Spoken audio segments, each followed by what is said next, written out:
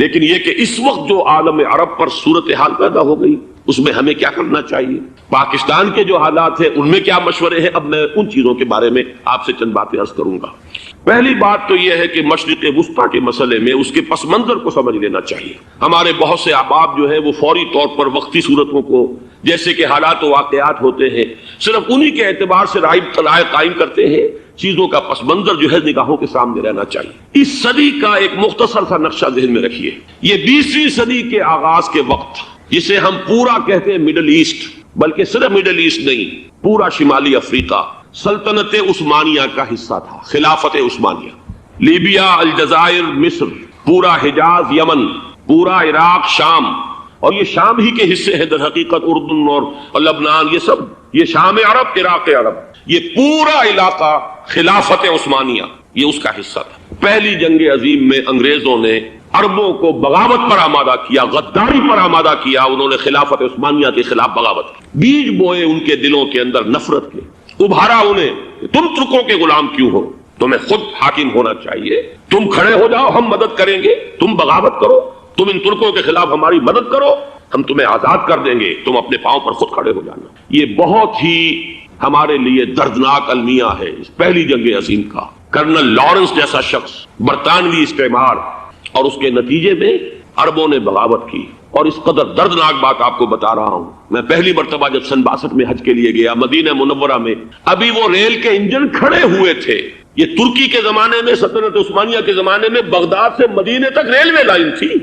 یہ پورا ایک عالم سلطنت عثمانیہ، صرف سلطنت نہیں، خلافت عثمانیہ، پوری ٹرینیں جو ہے ترکوں کی اڑائی گئی، ہزاروں ترکوں کو شہید کیا گیا، یہاں تک کہ صحن حرم میں شہید کیے گئے سینکڑوں ترک۔ یہ جرم تھوڑے نہیں ہے، معمولی نہیں۔ آج جس کی سزا مل رہی ہے معلوم ہونا چاہیے کہ وہ جرائم کون کون سے تھے۔ اب بھی جو لوگ گئے ہیں انہوں نے دیکھا ہوگا ترکی کا قلعہ موجود ہے اوپر پہاڑی کے اوپر، حرم کا جو سب سے بڑا دروازہ ہے باب ملک عبدالعزیز، اس کے سامنے ایک لائبریری ہوتی تھی، اب تو غالباً وہ بھی گرا دی گئی ہے، اس کے پیچھے پہاڑی پر ترکوں کا قلعہ ہے پرانا، اس پر توپیں موجود تھیں۔ جب بغاوت ہوئی ہے، جو حرم میں آئے ہوئے تھے ترک فوجی، ظاہر بات ہے نہتے، وہ تو نماز پڑھنے آئے ہوئے تھے، ان کو وہاں ذبح کیا گیا ہے، اور ترکوں نے اپنی توپیں استعمال نہیں کی کہ کہیں بیت اللہ کو کوئی گن نہ پہنچ جائے۔ بہرحال یہ غداری ہوئی ہے پہلی جنگ عظیم کے دوران، اور نہ صرف ترکوں کے، عربوں نے کی ہے۔ جیسا کہ میں نے کہا تھا، دو ہیں سب سے بڑے مجرم روئے ارضی کے اوپر امت مسلمہ کے طبقات۔ ہمارا پنجابی سپاہی بھی جا کر انگریزوں کی مدد کر کے ایلن بی کو قبضہ جو لے کر دیا بغداد کا، اس میں ہمارے مسلمان پنجابی سپاہی بھی شامل تھے۔ یہ خون چکاں باب ہے ہماری تاریخ کا اس صدی کا۔ لیکن اس کے بعد سلطنت عثمانیہ کے ٹکڑے ہو گئے، چیچڑے ہو گئے۔ ایک انگریز نے لکھا ہے یہ جملہ، ذہن میں بجھا ہوا جملہ، کہ تاریخ میں یہ بات ثبت ہو جائے گی کہ ایک انگریز نے اس سلطنت کے ٹکڑے کر دیے کہ جو عمر فاروق نے قائم کی تھی رضی اللہ تعالیٰ عنہ۔ یہ پورا عالم، یہ تمام علاقہ کس نے پتہ کیا تھا؟ یہ بات ہاتھ بدل گئے تھے، پھر ترک آ گئے، خلافت عثمانیوں کے پاس چلی گئی، لیکن یہ سلطنت تو حضرت عمر رضی اللہ تعالیٰ عنہ کے زمانے سے چلی آ رہی تھی۔ اس کو ایک انگریز کرنل نے، اور اس نے بغاوت میں آمادہ کر کے عربوں کو اور ترکوں کے پیٹھ میں چھرا ڈھپوا کر ان کے ذریعے سے اور ٹکڑے کر دیے۔ لیکن جب جنگ ختم ہوئی، اب انہوں نے کہا کہ اب ہمیں آزادی دیجیے، تو اب انہیں معلوم ہوا کہ غداروں کو دنیا میں کیا ملتا ہے، ٹکڑے کر دیے گئے۔ یہ حصہ عراق یہ انگریز کے پاس رہے گا، شام کا یہ علاقہ یہ فرانسیسیوں کے پاس رہے گا، مصر پر انگریزوں کا تسلط رہے گا، لیبیا اطالویوں کے پاس رہے گا، لے دے کر یہ جو علاقہ تھا حجاز، کیونکہ وہاں کچھ تھا ہی نہیں، بوادن غیر ذی زرع، یہ عربوں کے پاس چھوڑ دیا گیا۔ اس وقت جو بادشاہ ہیں شاہ حسین اردن کے، ان کے دادا سب سے بڑے غدار وہی تھے، لہذا ان کو اس علاقے کی بادشاہت دے دی گئی۔ اس کے بعد نجد سے ایک تحریک اٹھی ہے، وہ سعودی جو خاندان ہے وہ نجد سے اٹھا۔ نجد میں اس وقت کچھ بھی نہیں تھا، وہ تو صرف ریت کے تودے تھے اور کچھ بھی نہیں، لہذا ادھر کسی استعماری قوت کو دیکھنے کی ضرورت ہی نہیں تھی۔ وہ تو بعد میں تیل برآمد ہوا اور اس کی حیثیت ہو گئی، اور یہ امارات کا علاقہ جو ہے اس کی دنیا میں اب گویا کہ یوں سمجھیے کہ جو سب سے زیادہ اہم علاقے ہو سکتے ہیں روئے ارضی کے نقشے پر، ان میں سے ایک وہ ہو گیا۔ لیکن یہ اس وقت کی بات میں کر رہا ہوں، کوئی حیثیت نہیں تھی، لہذا اس کو چھوڑ دیا گیا۔ یہ ہے تاریخی پس منظر، یہ لکیریں جو کھینچی گئی ہیں یہ ایک ملت اسلامیہ کو جو قومیتوں میں تقسیم کیا گیا، پھر نعرے لگوائے گئے المصر للمصریین الشام للشامیین، اب شامی ایک علیحدہ قوم ہو چکے ہیں، مصری ایک علیحدہ قوم ہو چکے ہیں، عراقی ایک علیحدہ قوم ہو چکے ہیں۔ یہ ساری تقسیمیں استعمار کی پیدا کرنا ہے، اس کا کوئی تعلق اسلام کے ساتھ نہیں۔ اب ضرورت تو اس بات کی تھی کہ استعمار کے پنجے جب یہاں سے کچھ ہٹے، دوسری جنگ عظیم کے بعد ایک دور آیا، امریکہ ابھرا ہے دنیا کی عالمی سطح پر سیاست میں، اس کے ہاں کچھ آزادی کے تصورات تھے، اس نے بھی سپورٹ کیا۔ برطانیہ کمزور ہو چکا تھا، وہ اتنے بڑے علاقے کو اب ہولڈ نہیں کر سکتا تھا۔ ہندوستان بھی آزاد ہوا، پھر یہ کہ اور دوسرے علاقوں سے بھی اس کو پسپائی اختیار کرنی پڑی۔ استعمار کے پنجے جس طرح بھی ہوئے، ان کے سینوں سے، عربوں کے سینوں سے جو ہے گویا کہ وہ ہٹے، لیکن امریکہ نے ایک اپنی بہت بڑی حکمت عملی جو اختیار کی، عالم عرب کے سینے میں اسرائیل کا خنجر پیوست کر دیا تاکہ یہ کبھی آزاد نہ ہو جائیں، ہمارے انگوٹھے تلے رہے، ہماری پالیسی گورن کرے۔ یہ استعمار کا دوسری جنگ عظیم کے بعد جہاں برطانوی استعمار، فرانسیسی استعمار رفتہ رفتہ یہ ہٹنے شروع ہوئے، صدر ناصر نے انگریزوں کو اٹھا کر پھینکا میڈیٹرینین میں اور دوسرے جگہوں سے، الجزائر نے آزادی حاصل کی فرانس سے، اطالویوں سے جو ہے لیبیا والوں نے آزادی حاصل کی، یہ ہو گیا، لیکن ایک خنجر پیوست کر دیا گیا اسرائیل کا سینہ عرب۔ اس صورتحال میں ظاہر بات ہے کہ ایک تو بڑی آئیڈیل پوزیشن تھی کہ پورا عالم اسلام متحد ہو، لیکن وہ تو بہت دور کا خواب معلوم ہوتا ہے۔ علامہ اقبال سے بڑا کوئی نقیب نہیں ہے ملت اسلامی کی وحدت کا، ایک ہو مسلم حرم کی پاسبانی کے لیے نیل کے ساحل سے لے کر تا بخاک کاشغر، لیکن انہیں بھی اپنے لیکچرز میں کہنا پڑا کہ اس وقت جو صورتحال ہے پورے عالم اسلام کی ایک وحدت بن جانا تو تقریباً ناممکن نظر آ رہا ہے۔ اگر کسی طرح ایک common wealth of Muslim nations وجود میں آ جائے تو بھی بڑی کامیابی ہوگی، لیکن اس سے بھی پہلے یہ تو زیادہ آسان تھا کہ عالم عرب ایک وحدت کی شکل اختیار کر لے۔ یہ تو ایک قوم ہے، اکثر و بیشتر ایک نسل یا زیادہ دو نسلیں کہہ دیجیے، شمالی افریقہ میں بربر نسل بھی ہے، باقی تو سب عرب ہے۔ یہ پورا عالم ایک نسل، ایک زبان، پورے اتنے رقبے کے اوپر بولے جانے والی ایک زبان، یہ تو ایک ہو جائے۔ افسوس یہ ہے کہ اس کا ایک ہو جانا، ایک شخصیت ابھری تھی جو مذہبی مزاج کی شخصیت تھی، جو دینی مزاج کی حامل شخصیت تھی، اگر اس کی قیادت میں عالم عرب متحد ہو جاتا تو واقعتاً ایک بہت بڑا جو ہے مرحلہ وہ طے ہو جاتا پوری عالمی ملت اسلامیہ کی ایک وحدت اختیار کرنے کا۔ وہ شخصیت تھی شاہ فیصل شہید، اور اس لفظ کے ساتھ ہی آپ کے ذہن میں آ گیا ہوگا کیوں انہیں شہید کر دیا گیا، کس نے کیا کرایا، کہاں سے تعلیم حاصل کر کے آیا تھا وہ جس نے شہید کیا شاہ فیصل شہید کو، اس کی گردن پر کون سوار تھی، وہ یہودی لڑکی کے جس کے فوٹو بھی شائع ہوئے، ایک گردن پر اٹھائے کھڑا ہوا شہزادہ اپنی ایک یہودی دوست کو، لڑکی کو، اور وہی ہے کہ جس نے جا کر پستول سے شہید کیا ہے۔ جہاں میں اچھی طرح جان لیجئے، جیسے بارہا میں نے عرض کیا ہے کہ حضرت عمر کو شہید کرنے والا کہنے کو ابو لولو فیروز تھا، لیکن اس کے پیچھے پورا ایرانی نسل پرستی کا جو پورا پس منظر ہے، اسے تو ہر شخص جس کی ذرا بھی نگاہ جو ہے جو صرف منظر کو نہ دیکھ رہی ہو، پس منظر کو بھی دیکھنے والی ہو، وہ تو جان دے گی کہ ابو لولو فیروز ایک فرد کا نام نہیں تھا، وہ ایران کا انتقام تھا عالم عرب سے۔ بالکل اسی طریقے سے یہ امریکی استعمار کا ہتھ کنڈا تھا، اسے محسوس ہوا۔ شاہ فیصل مذہبی مزاج کا شخص، یہ ابھر رہا ہے، اور یہ شاہ فیصل کی حکمت عملی کا ذرا آپ اندازہ کیجئے۔ لاہور میں سمٹ کانفرنس ہوئی، اس میں وہ آئے، سب سے ٹاورنگ پرسنالٹی پورے اس وقت عالم اسلام کے اندر شاہ فیصل کی تھی، اور وہ گویا کہ ایک بہت ہی جس کو کہا جائے کہ ایک بہت ایلڈرلی، ایک بزرگانہ ایک شخصیت جو ہے، اور انہوں نے اپنی دولت کے دروازے، عرب میں وہ مشہور تھے کہ نہایت خسیس اور بخیل انسان ہے، اس لیے کہ وہاں وہ خرچ کرتے تھے حساب کتاب کے ساتھ، لیکن ان کے خزانے کھلے ہوئے تھے عالم اسلام کے لیے، ادھر بھی مدد ہے، ادھر بھی مدد ہے، ادھر بھی کام ہو رہا ہے، ادھر بھی کام ہو رہا ہے۔ پھر انہوں نے تیل کا ہتھیار استعمال کر کے ایک دفعہ امریکہ کو دن میں تارے دکھا دیے تھے، لہذا ان کا ہٹایا جانا سین سے یہ امریکی استعمار کے لیے لازم تھا۔ اب لے دے کر رہ گئے کون سیکولر مزاج کے لوگ۔ پہلی اٹیمپٹ جمال عبد الناصر نے کی، ناکام ہو گیا۔ قذافی صاحب نے کوشش کی کہ وہ ان کی جانشینی حاصل کر لے، ناکام ہو گیا۔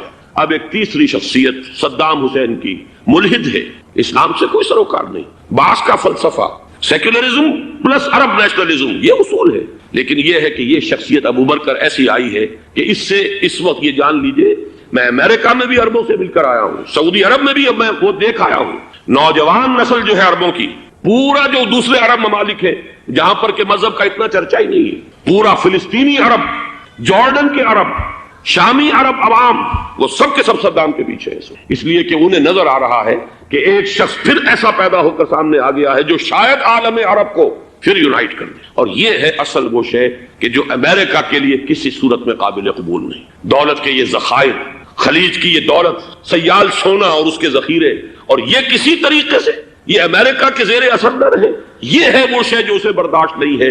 وہ کوئی اربوں کی محبت میں نہیں آیا 2.5 لاکھ فوج لے کر، وہ کوئی شاہی عرب جو خاندان ہے سعودی، اس سے اس کی کوئی دلچسپی نہیں ہے، کوئی پتہ نہیں کہ وہ خود ان کو ہٹا دے اور وہاں پر کوئی جمہوری ڈھانچہ جو ہے وہاں پہ کھڑا کروا دے خود امریکہ۔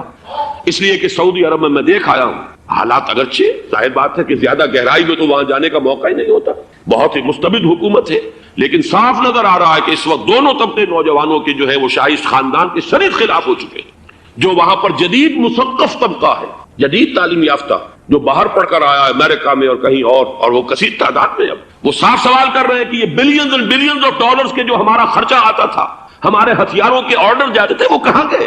کل 65,000 فوج، اور عرب کے پاس، سعودی عرب کے پاس اتنے ٹینک بھی نہیں ہیں جتنے کہ یمن جیسے غریب ملک کے پاس ہے، تو ہمارا روپیہ یہ گیا کہاں؟ یہ ایک سوال ہے جو ہر شخص کے ذہن کے سامنے ہے۔ اب ہمیں اپنے معاملات کو خود سنبھالنا ہوگا۔ اسی طریقے سے جو مذہبی طبقہ ہے، اور وہاں ہے بڑی تعداد میں مذہبی طبقہ، نوجوان جن میں بڑا جذبہ ہے، اور ان کا وہ جوش جہاد انہیں جہاد افغانستان تک لے کر آیا۔ سینکڑوں عرب نوجوان یہاں جو ہے شہید ہوئے۔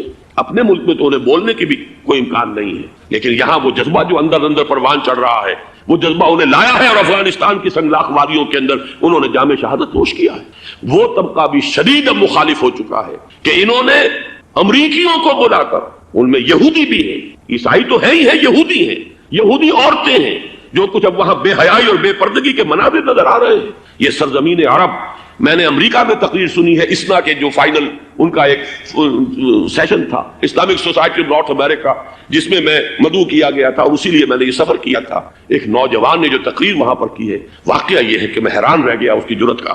اس نے کہا کہ حضور نے فرمایا تھا کہ جزیرہ نما عرب میں 2 دین جمع نہیں ہو سکتے، اور آج شاہی خاندان کی صرف اپنی حکومت کو بچانے کے لیے امریکیوں کو اتنی بڑی تعداد میں بلا لیا گیا ہے، جن میں موبائل چرچ بھی ہیں، موبائل سینیگوگز ہیں، یہودی مرد اور عورتیں جو ہے دندناتے پھر رہے ہیں آج عرب کی سرزمین پر۔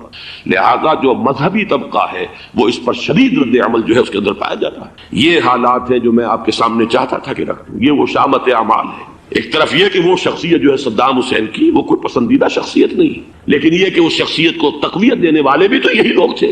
انہیں خطرہ تھا ایران کے انقلاب سے کہ کہیں اسی قسم کا کوئی انقلاب ہمارے ہاں نہ آ جائے، لہذا انقلاب ایران کو ایکسپورٹ نہ ہونے دے، اس لیے انہوں نے اسی صدام حسین کو بلینز اور بلینز آف ڈالرز کی مدد دی۔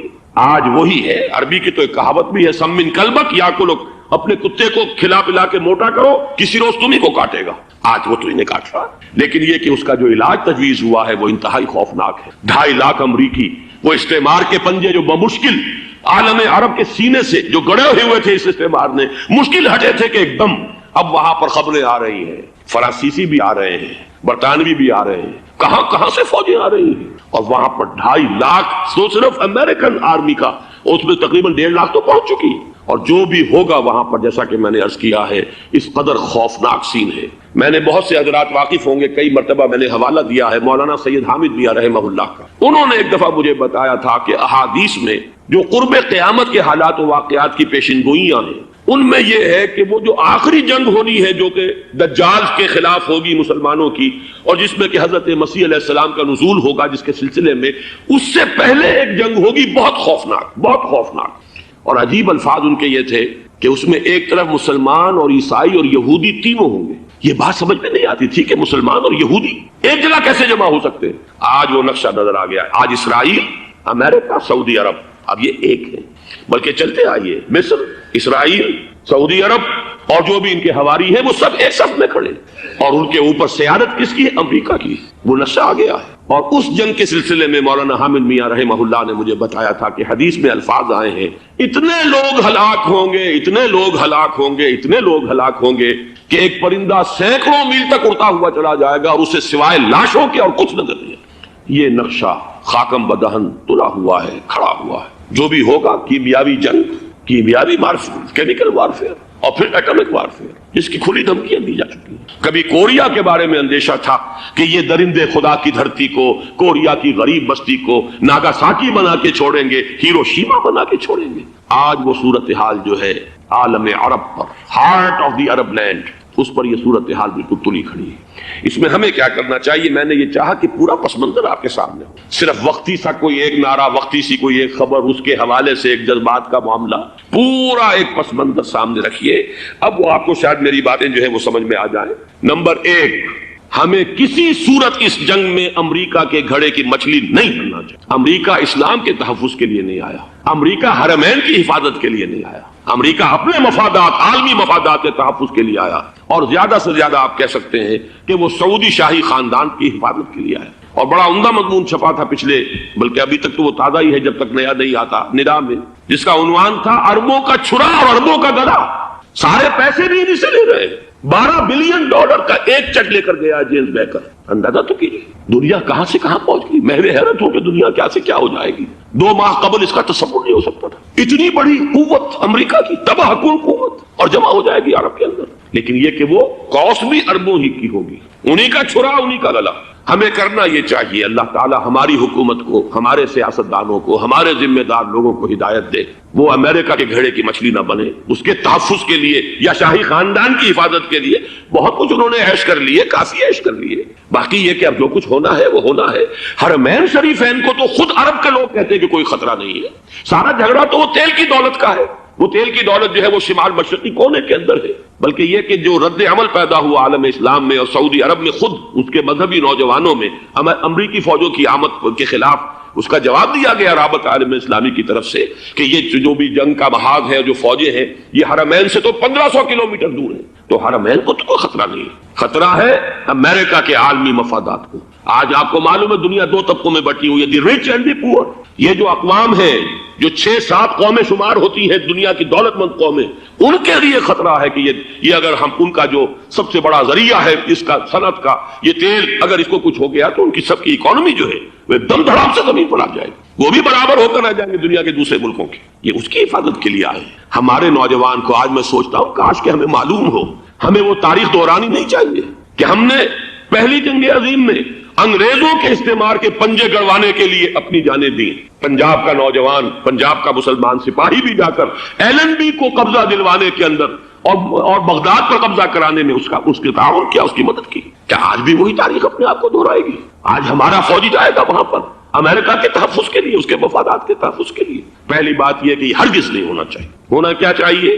پہلی کوشش یہ ہو کہ یہ بین الاسلامی معاملہ بنے، مسلمان امت آئے، امریکی فوجیں جائیں، فرانسیسی جائیں، برطانوی جائیں۔ ہاں اس صورت میں کہتا ہوں پاکستان کا ایک ایک بچہ وہاں جائے اور اپنی جان قربان کر دے، اس لیے کہ یہ قرآن کا حکم ہے۔ وَإِن طَائِفَتَانِ مِنَ الْمُؤْمِنِينَ اقْتَتَلُوا فَأَصْلِحُوا بَيْنَهُمَا فَإِن بَغَتْ إِحْدَاهُمَا عَلَى الْأُخْرَى فَقَاتِلُوا الَّتِي تَبْغِي حَتَّى تَفِيءَ إِلَى أَمْرِ اللَّهِ فَإِن فَاءَتْ فَأَصْلِحُوا بَيْنَهُمَا بِالْعَدْلِ وَأَقْسِطُوا إِنَّ اللَّهَ يُحِبُّ الْمُقْسِطِينَ۔ امت مسلمہ کو حکم دیا گیا ہے اگر مسلمانوں کے 2 گروہ لڑ پڑے تو تم صلح کراؤ، اور اگر ایک فریق زیادتی پر تلا رہے، اڑا رہے، تو اب سب مل کر اس سے جنگ کرو یہاں تک کہ اسے اللہ کے حکم کے آگے جھکا دو۔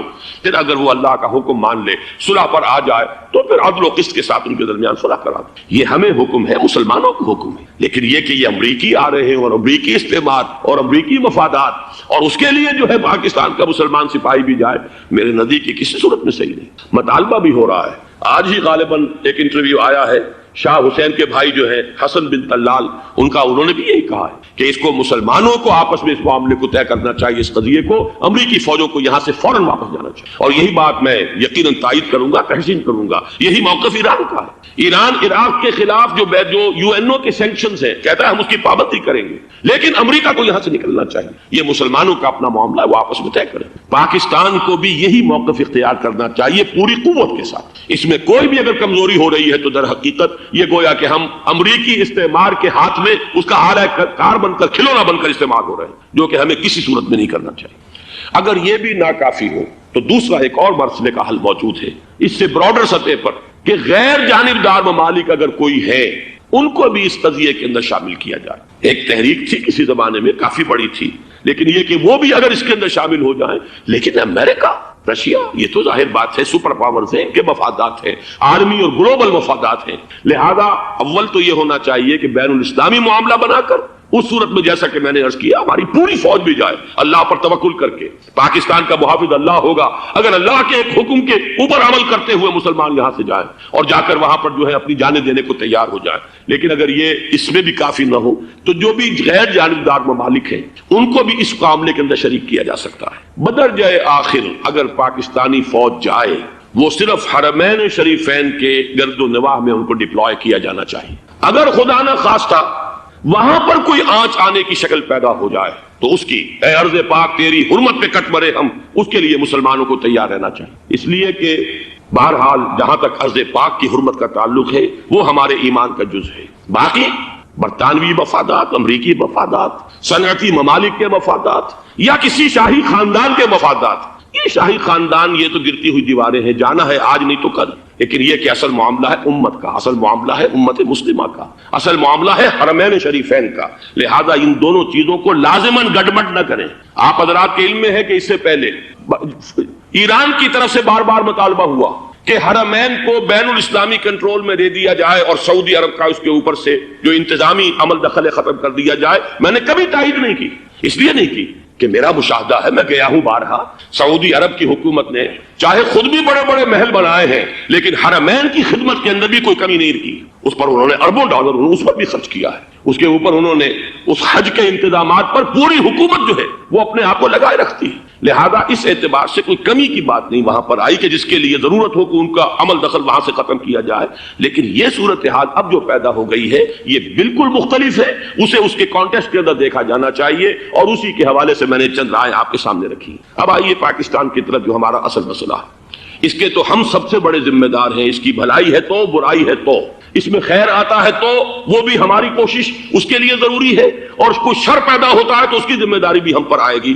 اس کے ضمن میں چند باتیں عرض کر رہا ہوں۔ شدید ترین خطرہ ہے جیسا کہ میں عرض کر چکا ہوں کہ بھارت حملہ کرے گا، مجھے تو تقریباً یہ رائٹنگ آن دی وال کے مانند ایک فیصلہ نظر آ رہا ہے، بلکہ آج میں کسی سے کہہ رہا تھا کہ اگر اب نہیں تو پھر کبھی بھارت حملہ نہیں کر سکتا، اس کے لیے سچویشن بالکل رائٹ، 2 مرتبہ ایکسرسائز کر چکا ہے وہ، خاص ٹارگٹ بنا کر حیدرآباد کو، اور اس کے پیش نظر ہے سندھ میں جو بھی خلفشار ہے اسے اس کے علم میں ہے، جو بھی تصادم ہے، اب بھی اگرچہ اس وقت کی جو ہماری اندرونی سیاست ہے یہ اس کا کرشمہ سامنے آیا ہے کہ جی ایم سید صاحب کو ایگزونریٹ کیا جا رہا ہے، ان کو اب محب وطن کا خطاب دوبارہ دیا جا رہا ہے، وہ شخص کہ جس نے اسلام کے خلاف انتہائی زہریلی باتیں کی ہیں، وہ شخص جس کی کتاب اب پاکستان ٹوٹ جانا چاہیے، وہ لاکھوں کی تعداد میں ہندوستان سے چھپ کر آئی ہے، یہاں تقسیم ہوئی ہے، آج اسے سند دی جا رہی ہے۔ یہ ہے ہماری اندرونی سیاست کے کرشمے، میں اس پر تفصیل سے نہیں جانا چاہتا، لیکن اس شخص کی دیکھیے وہ جو علامہ اقبال کا شعر ہے کہ بتکرے میں برہمن کی پختہ زناری بھی دیکھ، دیکھ کعبے میں شکست رشتہ تسبیح شیخ،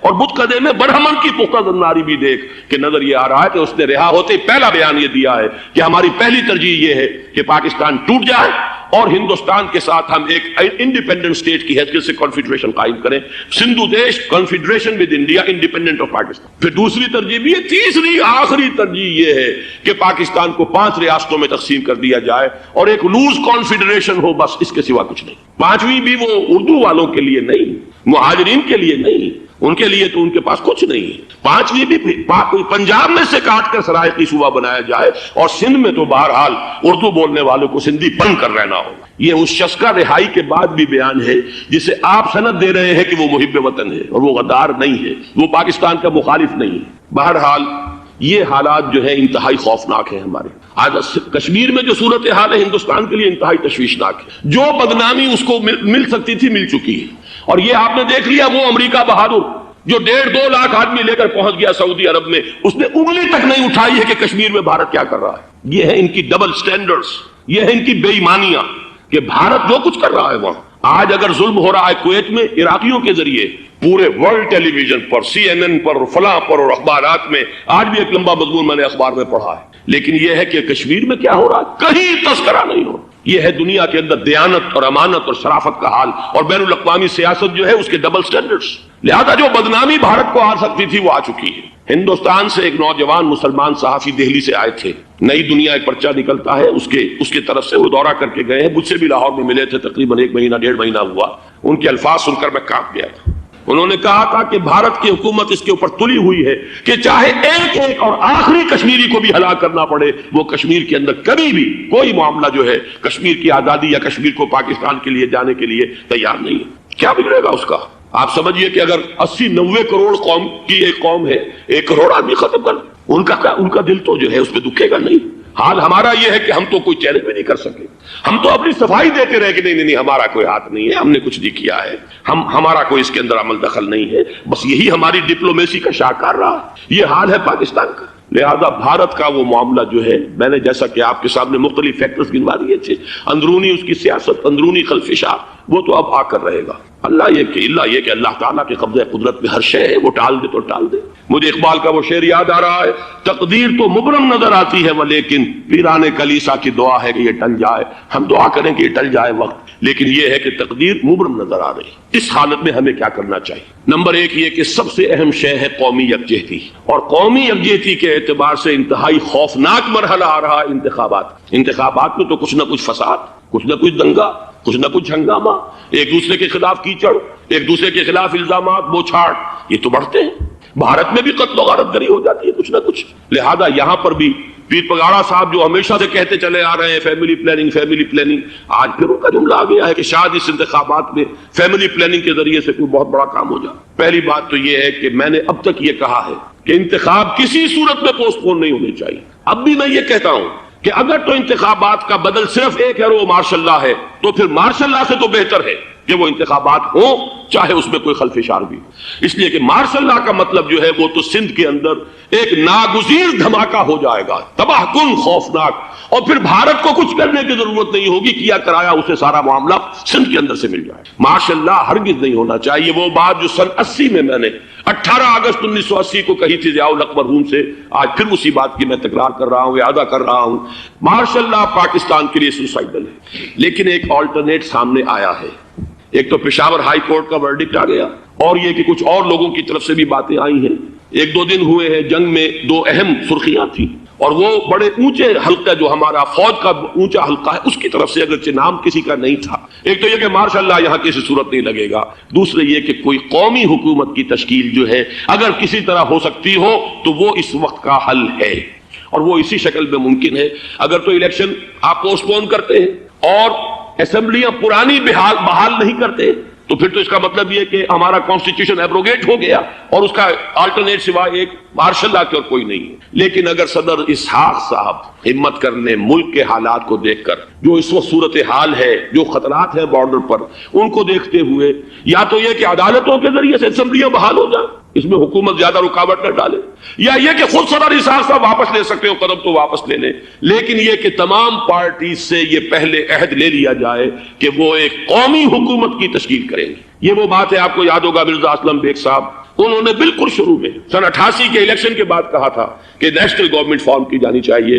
اس وقت تو کسی نے دھیان نہیں دیا، پیپلز پارٹی بڑے نشے میں تھی، اس کو خاص طور پر سندھ میں جس طرح کا واک اوور ملا تھا، اس کا ایک نشہ تھا اس کے دماغ پر، اس لیے وہ سوچنے پر تیار نہیں ہوئی۔ لیکن یہ کہ وہ جو ایک فارسی میں کہا جاتا ہے کہ ہرچہ دانا کند ناداں لیک بعد از خرابی بسیار، اب اس خرابی بسیار کے بعد بھی اگر عقل آ جائے اور ایک نیشنل گورنمنٹ بنائی جا سکے اور اس کے حوالے سے الیکشن کو پوسٹ پون کیا جا سکے تو میرے نزدیک یہ رائے پوری قوت کے ساتھ دی جانی چاہیے، پیش کی جانی چاہیے، اس لیے کہ الیکشن اس وقت جس خلفشار کا سبب بن جائے گا، ذریعہ بن جائے گا، اس کو تو گویا کہ اور بھارت کے جو گھناونے عزائم ہیں ان کو اور تقویت دینے کا سبب اور ذریعہ بن جائے گا۔ دوسری بات یہ، اس قوم کے اندر جذبہ جہاد، وہ ڈیفینسو جہاد، دفاعی جہاد، جس کے بارے میں کوئی دو رائے نہیں ہو سکتی کہ اس کے لیے جو جان بھی دی جائے گی وہ شہادت کی موت ہوگی۔ اس لیے کہ حضور کی حدیث ہے، من قتل دون مالہ فہو شہید، جو شخص اپنے مال کی حفاظت کرتے ہوئے مارا گیا مسلمان وہ شہید ہے۔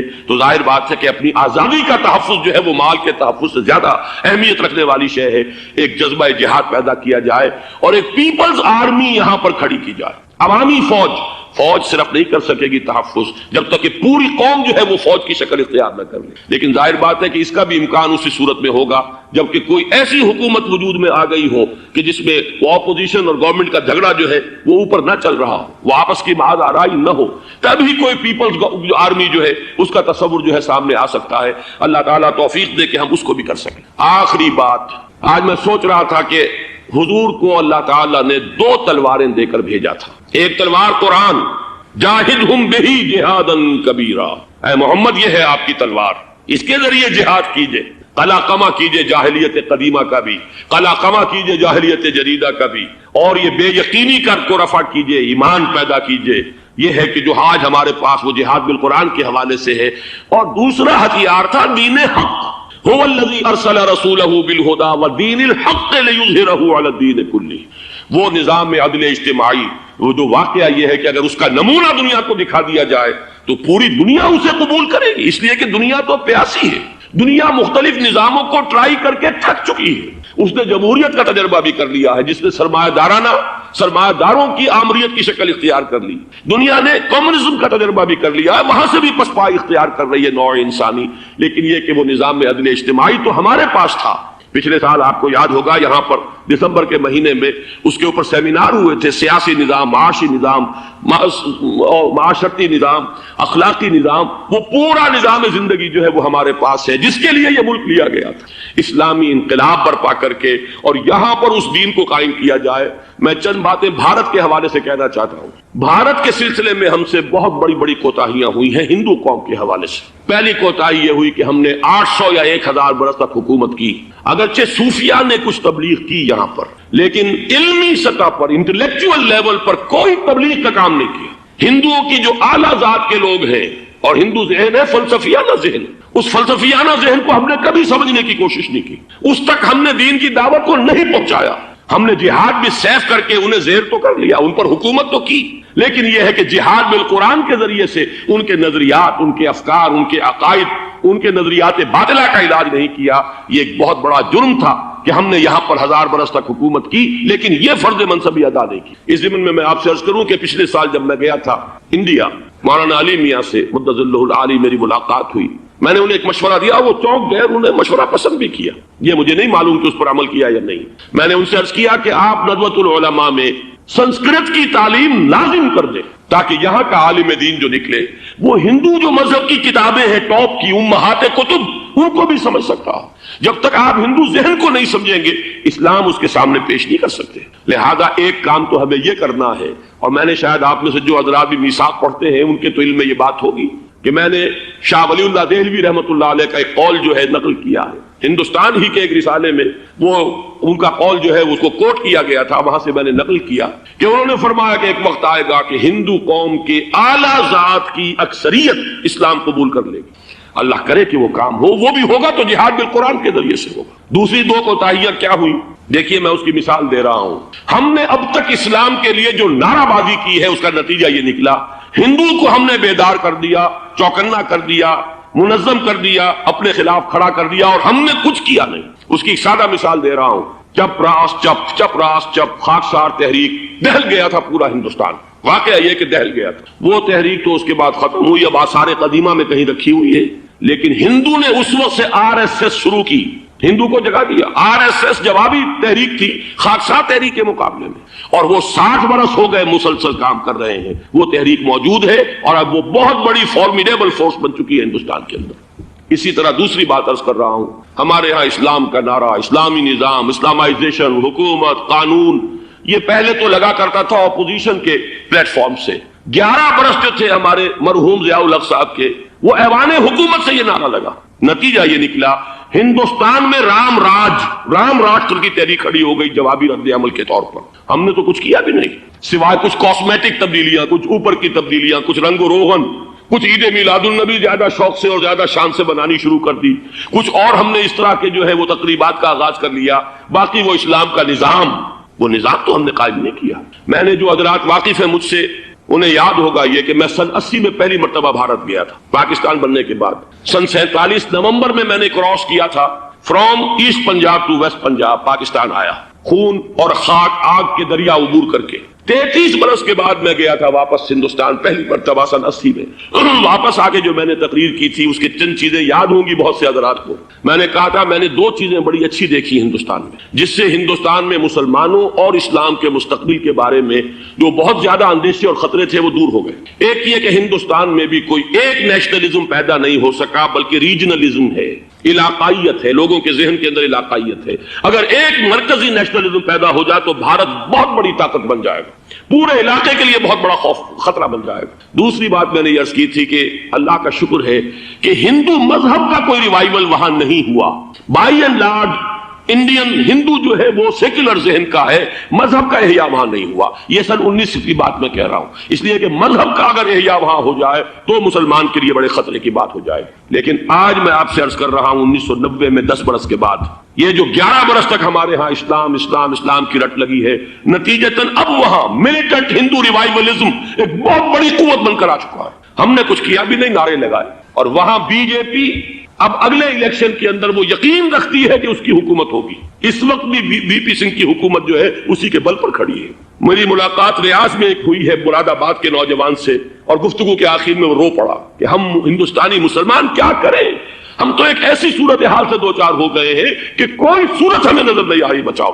30 اکتوبر کی ڈیٹ دی ہوئی ہے وی ایچ پی نے، وشوا ہندو پریشد جو ہے وی ایچ پی، اس کے دے رکھی ہے کہ ہم نے ہر صورت کچھ بھی ہو جائے، اور ایسے ایسے طریقے ان کے ہیں۔ وہ پہلے اینٹیں انہوں نے روانہ کرنی شروع کی تھی، اس کے بعد اب یہ ہے کہ ایک ایک گاؤں سے ایک ایک آدمی آئے گا، 30 لاکھ گاؤں سے ایک ایک آدمی چل کر آئے گا، اور وہ جب پہنچیں گے تو کوئی ان کے اوپر چونکہ ایک ایک آدمی چل کر آ رہا ہوگا، کوئی دفعہ 144 حکومت کی نہیں لگ سکے گی، اور ہم جب اتنے لوگ جمع ہو جائیں گے لا محالہ ہم نے وہ مندر جو ہے تعمیر کرنا ہے اور وہ مسجد گرا دینی ہے۔ اور ادھر مسلمان جو ہے آخری طور پر طے کیے ہوئے ہیں کہ چاہے ہم سب کٹ مرے لیکن ہم یہ مسجد گرنے نہیں دیں گے۔ خدا نہ خواستہ یہ صورتحال اگر بالفعل ہو جاتی کنفنٹریشن، اس وقت تو پھر بھی جو حکومت یو پی کی ہے وہ کچھ نہ کچھ مسلمانوں کا ساتھ دے رہی ہے، لیکن یہ کہ بے بس ہوتے کوئی دیر نہیں لگے گی۔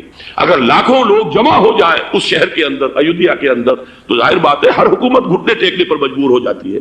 50,000 اہل تشیع نے ضیاء الحق صاحب کے گھٹنے ٹکوا دیے تھے، داغ رگڑوا دی تھی، اور وہ جو آرڈیننس تھا زکوٰۃ آرڈیننس اس میں ترمیم کروا دی تھی۔ کیا ہوگا؟ نہایت خوفناک صورتحال ہے۔ لیکن اگر ہم یہاں اسلام صرف نام نہ ہو عملاً قائم کر کے دکھا دیں، مجھے یقین ہے کہ خود ہندو اسے قبول کرے گا۔ یہ تو نعمت ہے، یہ راحت ہے، یہ نظام عدل ہے، یہ تو بہترین حل ہے ہمارے تمام مسائل کا۔ لیکن یہ کہ اگر ہم نے وہ کام نہ کیا، وہ اسلامی انقلاب کی طرف پیش قدمی نہ کی، وہ جاہدہم بہ جہاداً کبیرہ کے ذریعے سے ایمان، اور ایمان کے ساتھ اس کا لازمی نتیجہ وہ ایک جد و جہد، انقلابی جد و جہد، اور اس کے نتیجے میں پاکستان میں اسلامی انقلاب لا کر اسلام کے نظام عدل اجتماعی کو قائم کرنا، یہ ہے دوسرا کرنے کا اصل کام، اور یہ ہے در حقیقت کہ جو ہمارے تمام مسائل کا حل ہے۔